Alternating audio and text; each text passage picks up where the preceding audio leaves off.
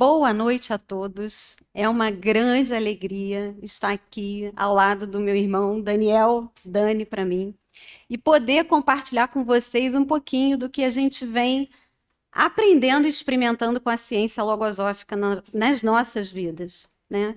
Muito obrigada pela presença de todos. Saibam que a gente está feliz com a presença de cada um de vocês. E a gente espera muito que vocês tenham um momento feliz e proveitoso conosco aqui hoje. Eu tenho a grata alegria de ser investigadora da ciência logosófica há uns bons anos. Eu sou empresária da área de tecnologia. Sou casada há 36 anos. Trabalho junto com meu marido Marcel há muitos anos e a gente tem sócios que são grandes amigos há muitos anos. Sou mãe de 2 lindos rapazes que nos deram 2 noras maravilhosas.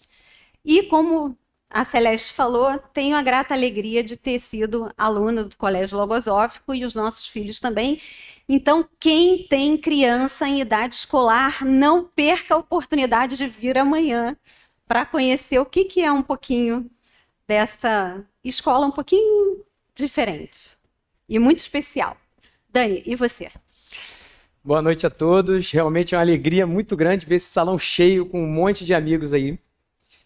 Meu nome é Daniel Fogel, eu também sou estudante de Logosofia, docente da Fundação Logosófica, investigador dessa ciência, ex-aluno do Colégio Logosófico. Sou empresário do ramo do varejo há 37 anos e há 3 anos resolvi também investir no ramo imobiliário, com um sócio que está aqui. E sou casado com a Cris, há mais de 30 anos, com quem a gente tem 3 filhos maravilhosos, a Juliana com 27, o Patrick com 24, o Felipe com 22, que também estão aqui hoje. E sabe quando vocês vivem, assim, um momento muito feliz? O que é natural que a gente quer fazer? A gente quer falar para alguém que a gente viveu isso, né? A gente quer que o outro também desfrute disso que a gente está vivendo. E o que a gente vai fazer aqui hoje é isso, é trazer para vocês assim, experiências práticas da aplicação desse conhecimento logosófico na vida da gente.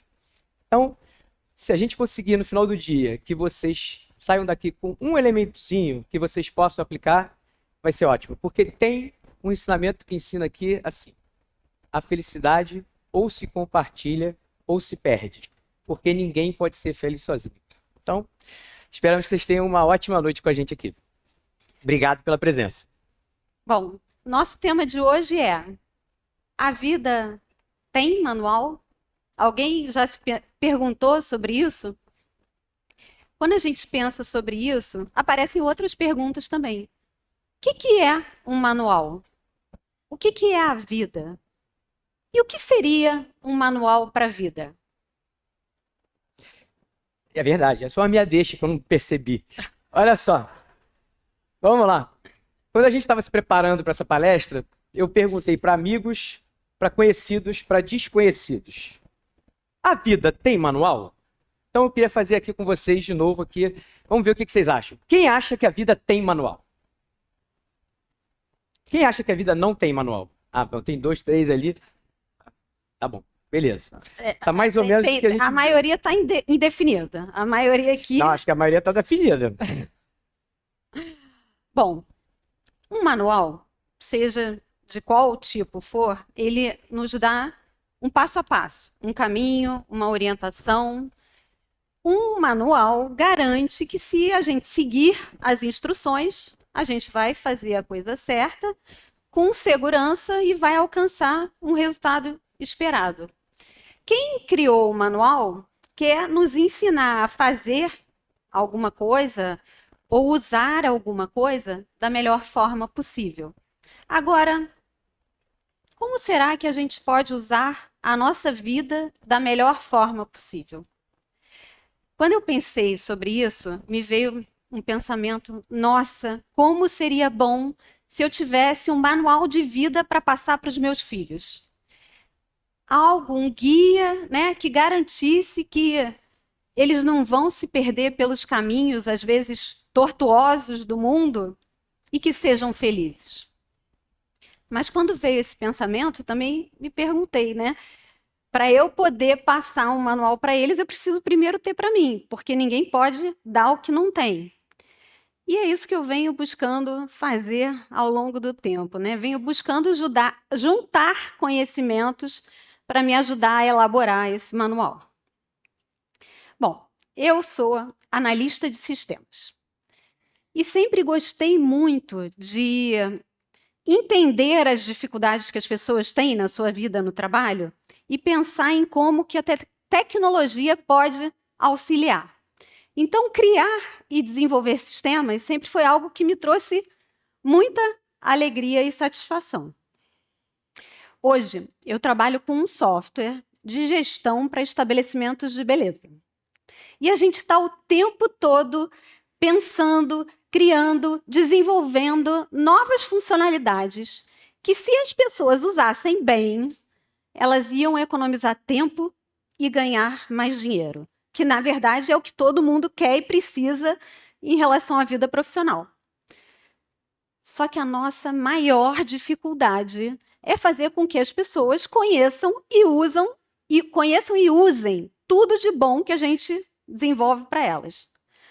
Normalmente, as pessoas usam o básico do básico, o mínimo necessário para o negócio delas funcionar. E tem manual. A gente faz manual, vídeos, treinamentos, central de ajuda.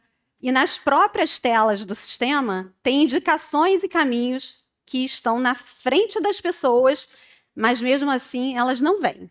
Não percebem que está ali.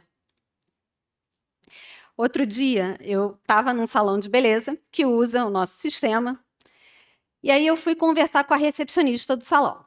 Aí ela me falou assim: Karina, ia ser muito bom se tivesse uma forma mais fácil de eu incluir mais serviços para um profissional no mesmo agendamento. Eu achei aquilo muito estranho. Sentei com ela na frente do computador, na tela que ela usa todos os dias, o tempo todo para fazer agendamento, e mostrei para ela um botãozão assim, desse tamanho, incluir mais serviços com o profissional.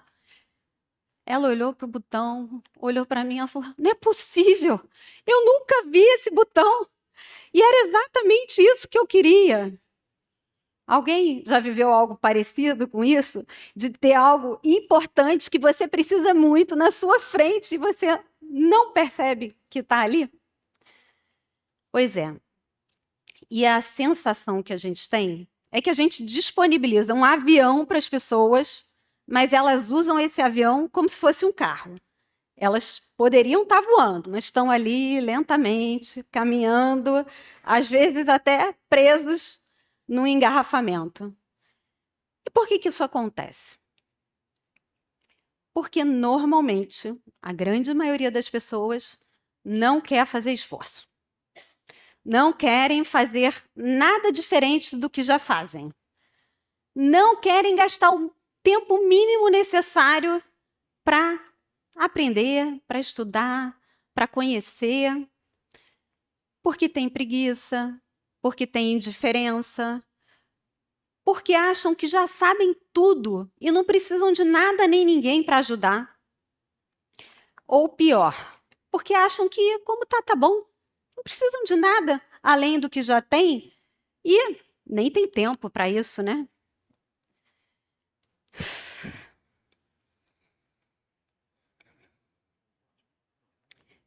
E aí eu fiz uma reflexão bem importante. Será que na nossa vida funciona assim também? Será que a gente tem algum sistema interno que tem funcionalidades maravilhosas que a gente desconhece e, por conta disso, a gente usa só o básico? E o que eu entendo é que a resposta é sim. E isso é algo que eu tenho aprendido muito importante com a logosofia, que é que a gente tem uma capacidade muito maior do que a gente imagina. E a gente não tem só um sistema, não. A gente tem 3 sistemas, que são o sistema mental, o sistema instintivo e o sistema sensível. E com esses sistemas, a gente pode transformar completamente a nossa vida. Agora eu vou trazer um trechinho do autor da logosofia que está muito relacionado com o nosso tema de hoje. A vida e o mundo são 2 livros dos quais o homem pode sorver, quer dizer, extrair, todos os conhecimentos que necessita para conduzir seu ser pela senda que lhe oferece mais garantias na realização do seu aperfeiçoamento. Mas o lamentável é que muito poucos são os que aprendem a ler nesses livros, cujos ensinamentos instrutivos tampouco são sempre compreendidos ou interpretados como deviam. Então, a vida é um livro e o mundo é outro livro. E esses 2 livros juntos contêm todo o conhecimento que a gente necessita para realizar o nosso aperfeiçoamento. Mas a gente precisa aprender a ler esses livros, que podem ser usados como manuais. E estão aí, à nossa disposição. Com a logosofia, eu aprendi que a gente tem 2 naturezas, uma natureza física e uma natureza espiritual. A natureza física tem limitações. Eu, por exemplo, não vou passar dos meus 1,55 m. Mas, em relação à minha parte psicológica, em relação à minha natureza espiritual, a minha capacidade, a minha potência são infinitas e ilimitadas. Então, o tamanho que eu vou ter só depende de mim, do meu esforço individual. Então, na minha parte física, eu posso ser baixinha. Mas em relação ao que eu quero ser como ser humano, eu posso e eu quero muito crescer. Eu quero muito ser maior do que eu sou. Isso não é uma tarefa fácil. Mas o esforço que a gente faz traz muita alegria. E eu entendo que nós, seres humanos, estamos aqui na Terra para crescer, para evoluir, para nos superarmos, para sermos melhores, para fazermos o bem, para adquirirmos valores eternos, internos para a nossa existência. Valores que vão fazer parte da nossa herança espiritual.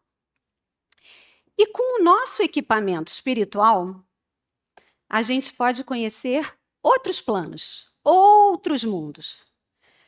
Hoje, existe um pensamento muito presente na vida de todo mundo, que é o pensamento de viajar. Quem quer viajar? Todo mundo quer viajar, todo mundo quer conhecer outros lugares. Mentira ou verdade? Verdade, né? Todo mundo quer viajar, né? Pois é, mas existem mundos bem próximos de nós que a gente pode e deve explorar, que são maravilhosos. Que mundos são esses? É o meu mundo interno? É o mundo mental? É o mundo dos pensamentos? É o mundo das grandes ideias? Que são mundos, e o mundo transcendente, que são mundos completamente acessíveis a todos nós, a partir do momento que a gente desperta e abre os olhos para enxergar a realidade da vida imaterial. A vida imaterial que é tão real e palpável quanto a vida material. E é através do conhecimento desses mundos que a gente vai conseguir conhecer a nós mesmos. E essa é uma viagem que vale muito a pena realizar. Eu, como criadora de sistemas, fico muito feliz quando eu vejo alguém usando bem um sistema que, de alguma forma, eu ajudei a construir. Mas também sofro e fico muito triste quando eu vejo alguém usando mal, o que, infelizmente, é uma grande parte. E aí, a vontade que eu tenho é de chegar perto dessas pessoas que usam mal o sistema, dar uma sacudida e falar, por favor, usa direito. Foi feito com tanto carinho e amor, porque a gente realmente coloca muito amor no que a gente faz. E aí eu pensei no nosso Criador, vendo como nós, seres humanos, usamos ou desperdiçamos todos os recursos que a gente tem à nossa disposição? Será que a vida, de vez em quando, também não dá uma sacudida na gente para nos alertar que talvez a gente não esteja fazendo bom uso dos recursos que a gente tem? A gente tem uma mente, uma sensibilidade, uma inteligência, um coração e uma consciência. Mas nós não somos ensinados a como conhecer e usar esses recursos. E aí, sem esse conhecimento, a gente pode viver uma vida pobre. Uma vida pobre, mais sentados num imenso, num grande saco de ouro, sentados, talvez distraídos, vendo Netflix ou fazendo alguma outra coisa que não tenha tanta importância assim e deixando a vida passar. E, com certeza, não é para isso que a gente está aqui, né? Dani, a gente pode dizer que a nossa vida é como um prédio onde funciona uma empresa? Primeiro eu queria fazer uma ressalva. Quando a gente começa a estudar logosofia, a primeira coisa que o criador da logosofia, o González Pecote, nos orienta é para não acreditar em nada que ele está falando. Essa é a primeira orientação. Tem que levar e comprovar tudo que ele está falando na prática. Então, agora, voltando para essa imagem que a Karina trouxe aí, primeiro essa do ouro, né, de estar sentada num patrimônio, passar a vida vivendo de forma modesta ou pobre, sendo um milionário. Já pensaram nisso? Imagina, eu passar dificuldade durante a minha vida e eu tenho um patrimônio incalculável que eu não sabia. É muito melhor se eu puder desfrutar disso agora, né? E o que a logosofia vem fazer é despertar isso para a gente agora. Essa imagem do carro e do avião é muito boa.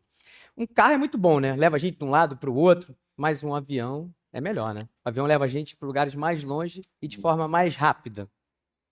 E esse equipamento que a gente tem é muito melhor do que um avião, porque ele faz a gente viajar para esse mundo interno que ela colocou, para esse mundo metafísico que a gente tem. E apesar da gente achar que a gente tem uma vida só, normalmente a gente escuta muito isso, né? Ah, a vida é uma só, eu tenho que aproveitar. Eu vou mostrar para você que a gente tem várias vidas. Para começar, a gente tem a vida de família, né? Minha vida de família. Eu tenho a minha vida do trabalho, que é outra vida. Eu tenho a minha vida de atividade física, é outra vida. Eu tenho a minha vida com meus amigos, a minha vida interna, a minha vida espiritual. E por aí a gente tem várias vidas. Mas tem uma coisa que é comum a todas essas vidas. O que é comum a todas essas vidas? Sou eu, é você, né? Nós somos a pessoa comum a essas vidas, a gente vive todas elas. E todas essas vidas, a gente teve na nossa educação delas manuais, professores, mestres, por exemplo, na vida do seu trabalho, atividade que você faz. Você foi para o colégio, depois foi para a faculdade, depois você fez uma pós-graduação, um mestrado, um doutorado, enfim, um monte de coisa. Teve mestre. A sua atividade física, você também teve, né? Meu personal está aqui. Então, olha, você tem o personal que vai lá, te ajuda a te ensinar o que é para você fazer e por aí vai. Mas, para administrar todas essas vidas, a gente não teve nenhum professor. A gente meio que aprende a viver essas vidas todas sozinho.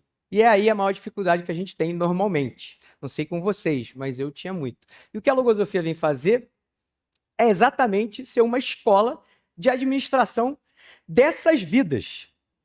Então, agora trazendo para aquela imagem que a Karina falou da vida ser um prédio, um edifício com essas vidas. Vamos pegar essa imagem, imaginar que as nossas vidas são um prédio, tá?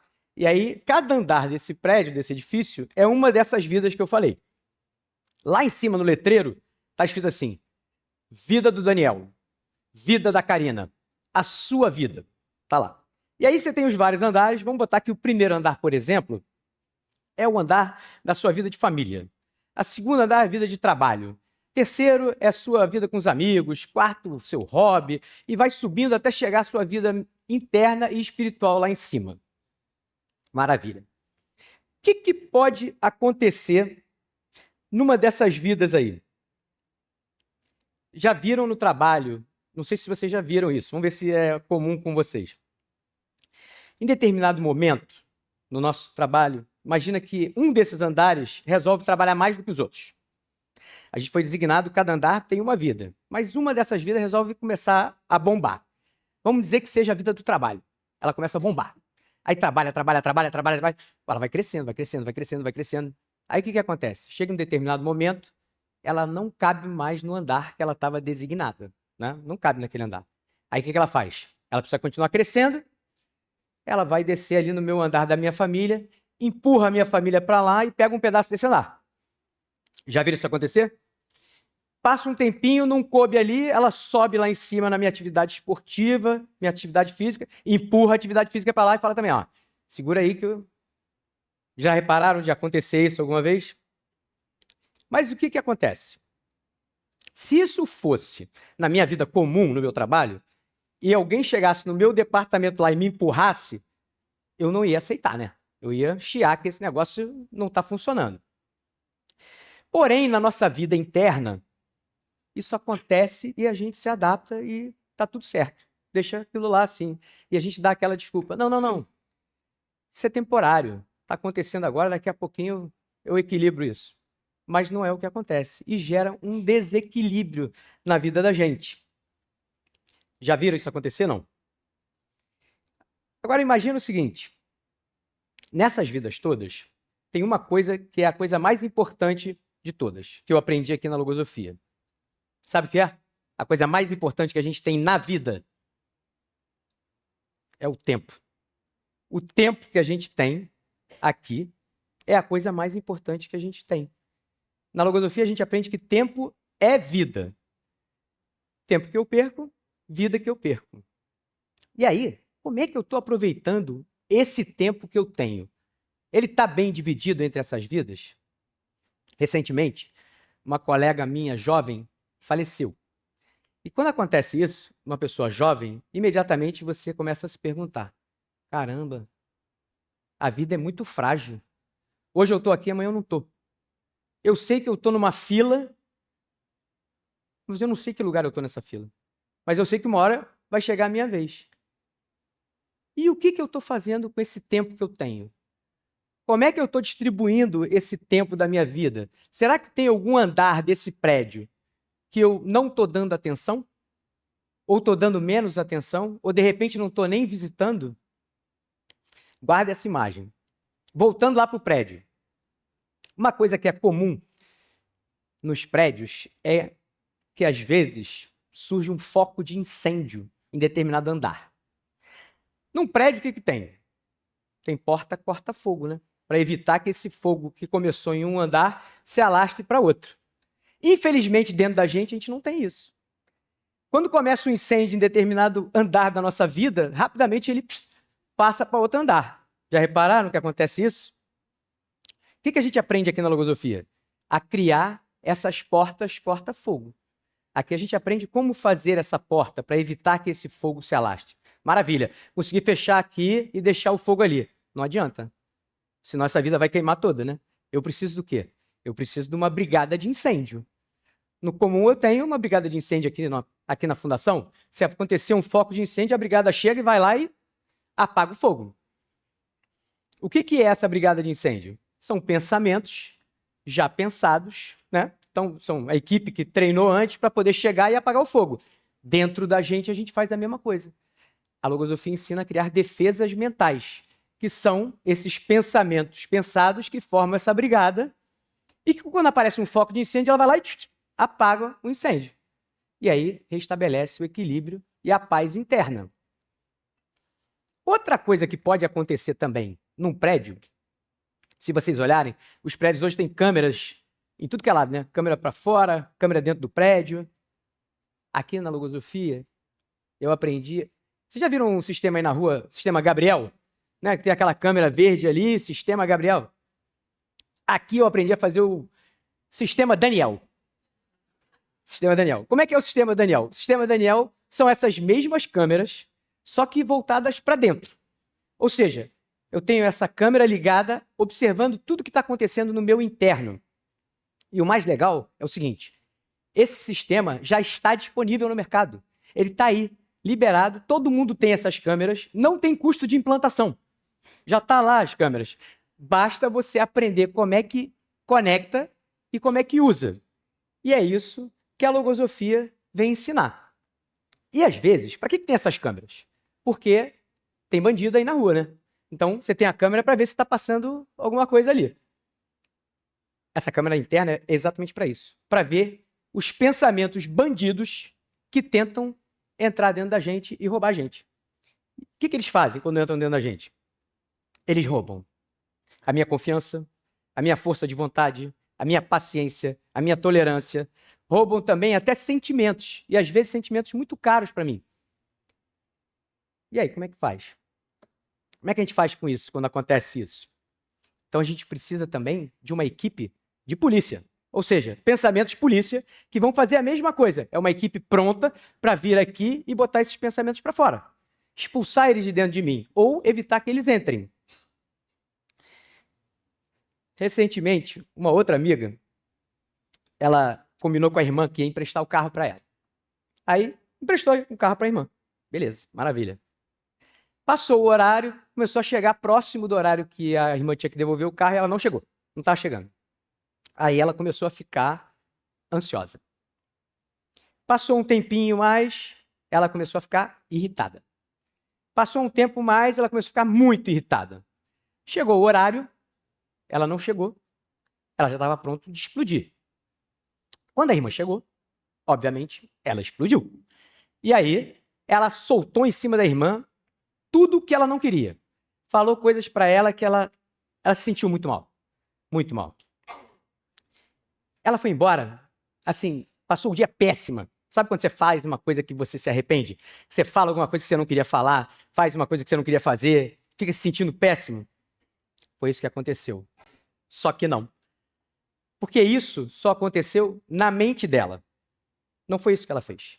Na hora que a irmã dela chegou, ela abraçou a irmã, ela deu um beijo na irmã, a irmã ficou sem entender absolutamente nada. E ela foi embora feliz da vida. Felicíssima, porque ela tinha vencido aquele pensamento. O que ela fez é que ela tinha esse sistema ligado, conectado, e ela viu esses pensamentos se aproximando e se movimentando. E ela fez aqui o que a gente chama no recurso de se arrepender antes. Ou seja, eu tenho que aprender a me arrepender antes de eu fazer. Quando eu me arrependo depois, não adiantou. Agora, se eu me arrependo antes, eu mudo meu destino. Eu mudo aquilo que eu ia fazer. Bom, muito legal essas vivências, né?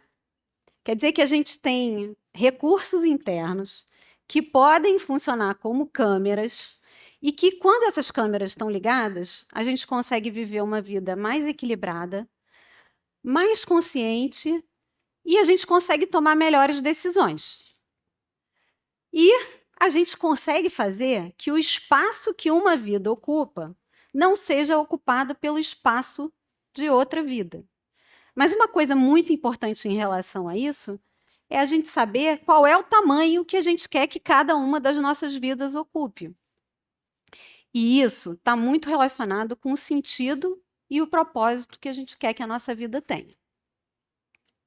Essa experiência das irmãs me fez recordar também de uma vivência que eu tive há pouco tempo atrás, que é aparentemente sem importância. Foi o seguinte: era um dia bonito, de sol, eu acordei cedo, feliz, e resolvi ir correr na esteira da academia do meu prédio.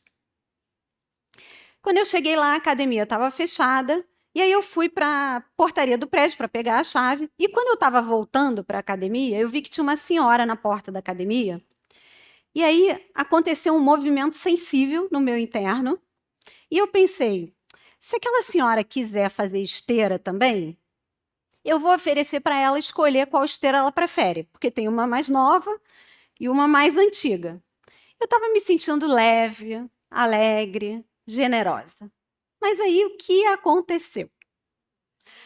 Quando eu abri a porta da academia, a senhora rapidamente se direcionou para a esteira mais nova.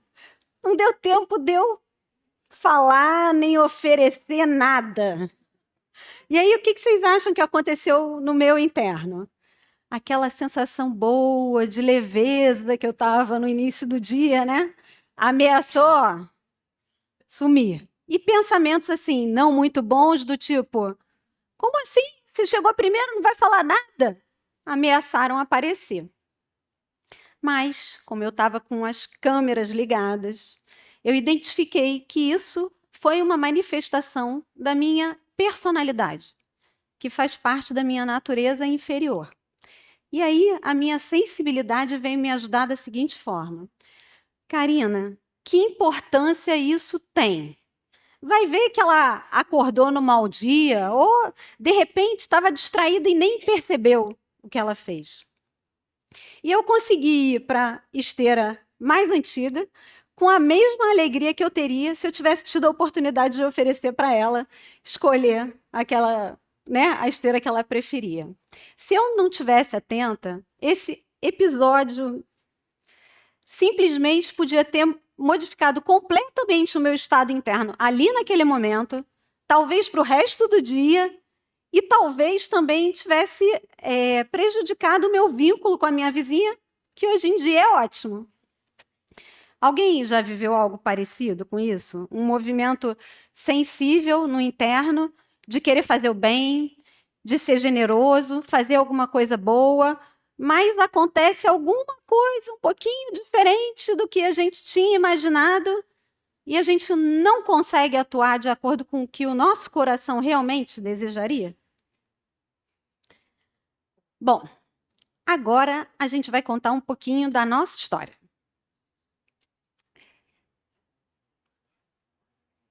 Os nossos pais chegaram às portas da Fundação Logosófica ainda cedo, relativamente cedo, começando a vida. Ela tinha 29 anos. Ela tinha 29 anos, era professora e comerciante. E ele tinha 35 anos e era engenheiro. E nessa época, eu tinha 9 anos e o Dani 8. E eles chegaram com os problemas, com as dificuldades e os desafios que todo mundo tem quando está começando a vida e criando uma família, que a gente sabe que, independente da época, não são muito fáceis. Nosso pai era amante da natureza e buscava respostas para as grandes perguntas da vida. Quem sou eu? De onde eu vim? Para onde eu vou? O que eu estou fazendo aqui? Ele sentia um pouco do vazio existencial que o nosso espírito promove quando quer nos impulsionar a buscar respostas.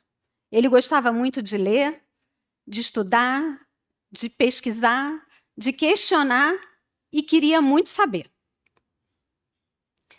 E a nossa mãe, apesar de ser uma pessoa muito alegre, ela se achava muito infeliz. E não gostava de ser mulher, porque ela achava que mulher tinha que trabalhar muito, além de cuidar da casa e dos filhos. E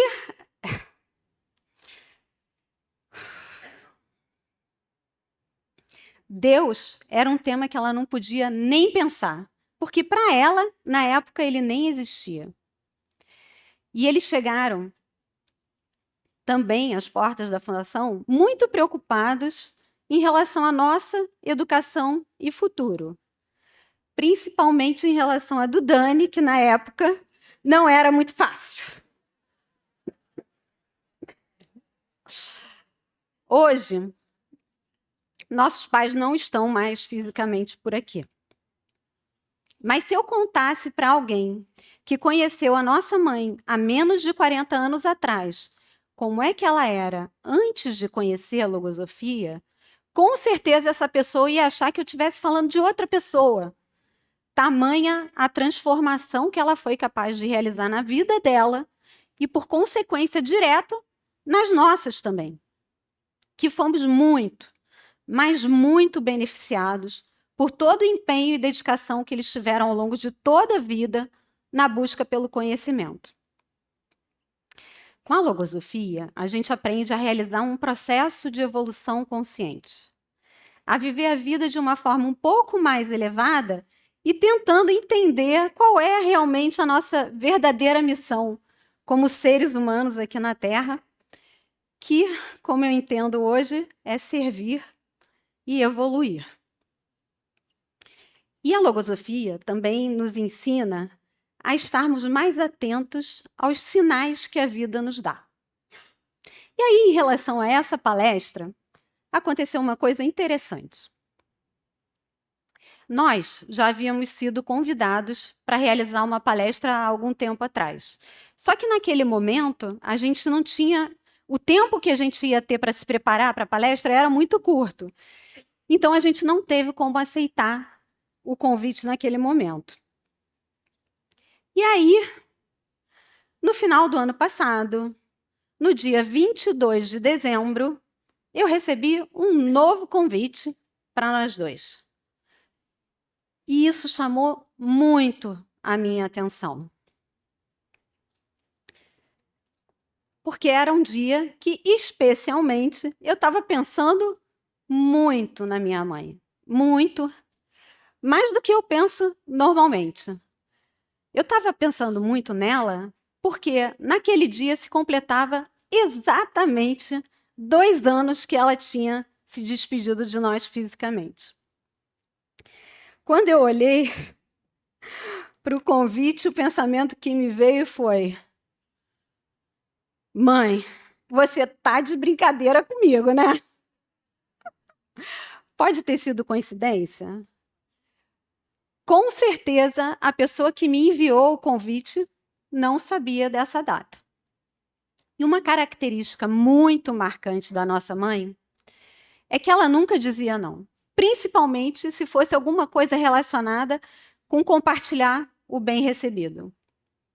Ela se tornou uma incansável palestrante que transmitia alegria, energia e entusiasmo em tudo que ela fazia. E, além disso, ela sempre empurrava a gente para a atividade. Ficar parado, nem pensar. E hoje ela deve estar muito feliz vendo eu e o Dani aqui hoje, testemunhando um pouco do bem que a gente recebeu e tem recebido até agora, né? Os nossos pais não deixaram um manual de vida escrito para nós. E nem eles eram perfeitos. Mas eles deixaram algo de muito valor, que foram exemplos vivos.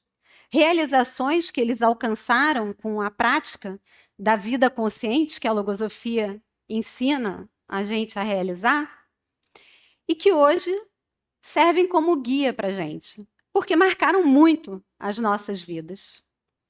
E são realizações que a gente também busca alcançar. Vamos dar alguns exemplos, né? Bora lá. Viver de forma elevada, buscando dar um conteúdo transcendente a tudo que a gente vive. Nunca desistir. Não deu, não é uma resposta válida em momento algum. Sempre buscar conciliar, jamais criar ou alimentar intrigas. Fazer tudo com gosto. E se não tiver gosto, criar o gosto. Estar sempre atento a tudo. Nada de queixas ou abatimentos. E viver a vida sempre com valentia e com muito otimismo. Sempre ter iniciativa e gosto pelo trabalho. Dizer sim sempre que possível. E quando não for possível, buscar alternativas para o não. Aprender com os erros, cometendo hoje menos erros do que ontem. E se eu sou mais capaz do que o outro, ensinar o outro a ser capaz. Ter gratidão à vida, a Deus, a todos e a tudo. E, sempre que possível, expressar essa gratidão com pequenos gestos que fortalecem os vínculos de amor e de amizade. Para mim, ela foi um grande exemplo de que servir é fazer o bem conscientemente. Ela planejava os momentos felizes que ela queria viver. E tudo estava relacionado com fazer o bem e pensar na felicidade de todos. Ela buscava que a presença dela fosse agradável e colaborativa onde quer que ela estivesse. Então, vou dar um exemplo muito simples. Se ela estivesse sentada numa mesa de jantar e alguém se levantasse para recolher os pratos, com certeza ela ia levantar junto. Isso quando não era ela a primeira a se levantar. É um exemplo muito simples, mas que demonstra a atitude ativa e consciente que ela sempre buscava ter. Agora, Dani, por que que os nossos pais eram tão preocupados com o seu futuro? Você acha que hoje eles estariam mais tranquilos com os caminhos que você tem traçado? Realmente eles eram preocupados comigo, porque eu era assim, muito alegre, muito brincalhão e gostava muito de aproveitar a vida, mas faltava um pouco de seriedade no meu caminho. E como a Karina falou, a gente chegou aqui muito cedo, né? Eu tinha 8 anos e a Karina tinha 9. Então a gente cresceu dentro desse ambiente com esses conceitos. À medida que a gente foi crescendo, eu cheguei na juventude e eu não queria mais ouvir falar nesse negócio de pensamento que fala aqui direto. Né? Para mim, pensamento não podia falar nisso. E eu resolvi que o que eu queria fazer era o seguinte: trabalhar, ganhar dinheiro, formar minha família. Para mim, a combinação de trabalho e família era mais do que suficiente para eu ser feliz. E foi isso que eu fiz. Eu comecei a trabalhar, conheci a Cris, casei, e tudo ótimo, trabalhando. E o meu pai, que era estudante de logosofia, ficava atrás de mim o tempo inteiro. Dani, meu filho, a vida não é só isso. Não é só trabalho e família. Tem outros aspectos da vida que você não está se atentando.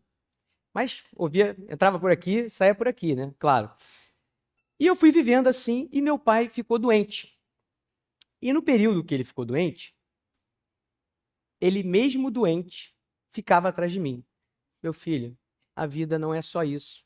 Você está deixando de lado coisas muito importantes, mas mesmo assim não fazia nenhum efeito dentro de mim.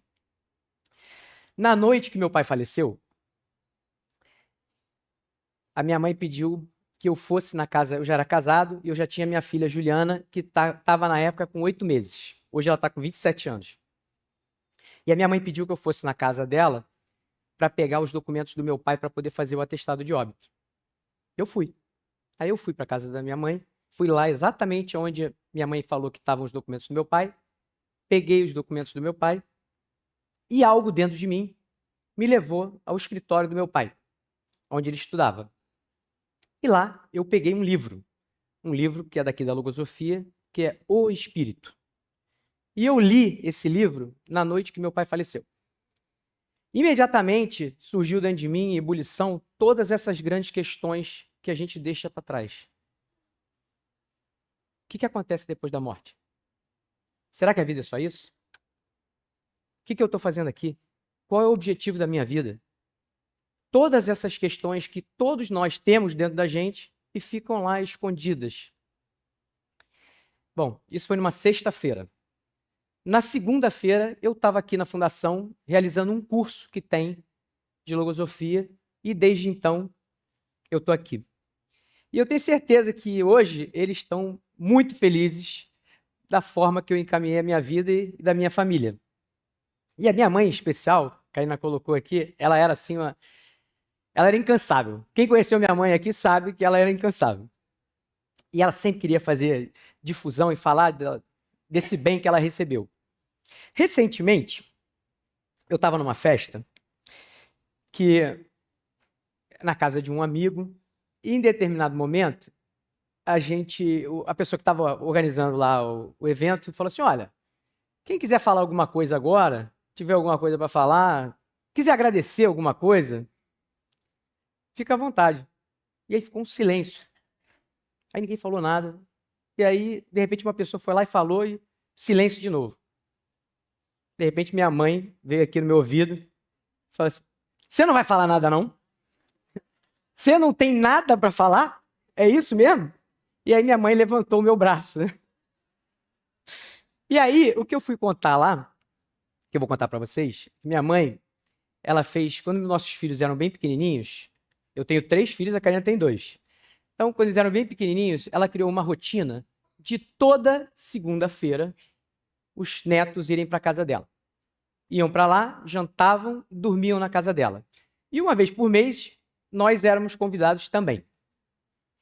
Mas o que ela fazia lá com os netos, e com a gente também, era o seguinte: Toda semana, quando chegava lá na hora do jantar, cada um tinha que trazer um momento feliz que viveu durante a semana. Um momento feliz. Então, eu queria aproveitar agora, fazer um exercício com vocês, da minha mãe com vocês. Eu quero que vocês pensem rapidamente em um momento feliz que vocês viveram essa semana. Agora, essa semana que a gente está. Olha para dentro de você e pensa em um momento feliz que você viveu. Para algumas pessoas é mais fácil, para outras é mais difícil. Para mim era muito difícil. E eu não entendia como é que podia ser difícil achar um momento feliz. Pô, a semana inteira eu não tenho um momento feliz que eu vivi? Pois é. Só que com o exercício e prática desse conhecimento, e ficar olhando para dentro, a gente cria o hábito de começar a observar esses pequenos momentos de felicidade que a gente tem e que deixa passar desapercebido. Parecem que não existiram, mas estão lá. Então, fazendo esse movimento e a prática desse exercício, a gente começa a ver que a gente tem muita coisa boa que acontece durante a semana da gente e que a gente não percebe. E a Karina trouxe aquela imagem do livro, né? Que a vida é como se fosse um livro. Então, vamos imaginar o seguinte: se a vida é como um livro, cada dia da nossa vida é uma página. Na média, fazendo uma conta baixa aí, a gente vive mais ou menos 80 anos. 80 anos, 365 dias, dá um livro de 29.200 páginas. Já pensaram num livro de 29.200 páginas? Livrão, né? Grande. Só que tem um detalhe. A página desse livro só é impressa quando eu vivo de forma consciente. Se eu não fui consciente daquilo que eu vivi, essa página não é impressa. Some. Então, ao invés de imprimir, pulei esse dia. Pulei outro dia. Vivi uma coisa consciente. E não necessita ser uma experiência feliz, não. Pode ser uma experiência também triste. Mas se eu tirei um elemento dela que me ajudou a melhorar, imprimi uma página ali. Ou seja, meu livro foi crescendo um pouquinho. E esse livro, na verdade, é o meu manual que eu estou criando ali. Qual o tamanho do livro que vocês querem ter? Quer chegar no final da vida com um bloquinho de nota? Ou gostaria de ter um livro grosso com muitas coisas para contar? Quando a gente estava... E tem um detalhe que eu esqueci desse livro. As páginas desse livro, elas precisam de 2 elementos. Ela tem que receber um verniz e uma plastificação. E o verniz e a plastificação é feito pela recordação e a gratidão. Quando eu recordo, eu envernizo. Quando eu sou grato, eu plastifico. E aí, essas páginas não se perdem, não se rasgam, porque se ficar só no papel, com o tempo, ela vai se desgastando e ela pode sair do meu livro. E ninguém quer isso. Bom, quando a gente estava fazendo o preparo para essa palestra, eu fiz essa pergunta para todo mundo, né? Se a vida tinha manual ou não tinha. E uma das respostas que foi recorrente foi a seguinte: se a vida tivesse manual, ia ser muito ruim, porque ia tirar a minha liberdade e eu não ia ter o meu livre-arbítrio de decidir o que eu quero para mim. Bom, a logosofia, na verdade, ela libera a gente para escrever cada um o seu próprio manual. Ela apenas dá um método de como fazer isso. E esse método passa pelo conhecimento de si mesmo. Só que para conhecer a si mesmo, passa pelo conhecimento dos verdadeiros influencers da nossa vida. Não estão no TikTok nem no Instagram. Esses influencers estão dentro da gente. São esses pensamentos que a gente estava falando. E quando eu passo a ter o conhecimento de como eles funcionam e passo a ter controle sobre eles e não mais eles controle sobre mim, eu passo a ter controle na minha vida. Eu deixo de ser passageiro e eu passo a ser o motorista da minha vida. Bom, já deu para ver que manual, facinho, prontinho, disponível, não tem, né? Mas eu queria também agora fazer um exercício. Vamos supor que existisse esse manual. Vamos supor que existe um manual disponível para a gente. Queria que vocês pensassem na seguinte pergunta: se existisse esse manual, Tony? que perguntas eu gostaria que esse manual respondesse? Que indicações eu gostaria de receber? Indicações para fazer o quê? Queria que vocês pensassem um pouquinho. Existe um manual e eu posso perguntar o que eu quiser. Já pensaram? Se alguém pensou em alguma coisa, por favor, após aqui a palestra, no café, contem para a gente o que pensou. Ok? A gente vai ficar muito feliz. Não é o ensinamento agora, não. É a pergunta. Era essa a pergunta. Ok? Bom, eu tenho algumas perguntas. Pode tirar, pode tirar. E pode ligar. Obrigada. Tem algumas perguntas que eu carrego comigo e que fazem parte da minha vida. Que perguntas são essas? Como eu posso ser uma boa mãe? Apesar dos meus filhos já serem 30 a mais, isso ainda é algo que me motiva muito. Como eu posso fazer com que a minha vida, o meu tempo, seja mais elevado e produtivo? Como eu posso ser mais feliz e ajudar que os outros sejam também? Como que eu devo me comportar quando alguém faz alguma coisa que me desagrada? Como eu posso me sentir útil e fazer o bem? E como eu posso ajudar o mundo a ser melhor? O que vocês acham? Essas perguntas têm respostas? A gente deve fazer essas perguntas? Será que a gente tem capacidade para responder essas perguntas? Bom, eu tenho conseguido caminhar um pouco nessas respostas com a ajuda do conhecimento logosófico. Nós, a humanidade que somos nós, foi e é capaz de criar coisas maravilhosas, coisas incríveis. Nós fomos capazes de criar a inteligência artificial. Inteligência artificial não foi criada pela inteligência artificial, foi criada pela inteligência humana. Nós fomos capazes de construir a muralha da China. Fomos capazes de criar equipamentos que permitem que uma criança seja operada ainda no ventre da mãe. E com essa capacidade toda, com essa capacidade, essa potência incrível, será que nós somos capazes de pensar em como criar um mundo mais pacífico, menos ansioso, menos egoísta, menos materialista e mais humano? Muito mais humano e com mais amor? O que eu entendo é que só com a inteligência isso não é possível. A inteligência sozinha pode ser vazia, sem valores. Inteligência não é sabedoria.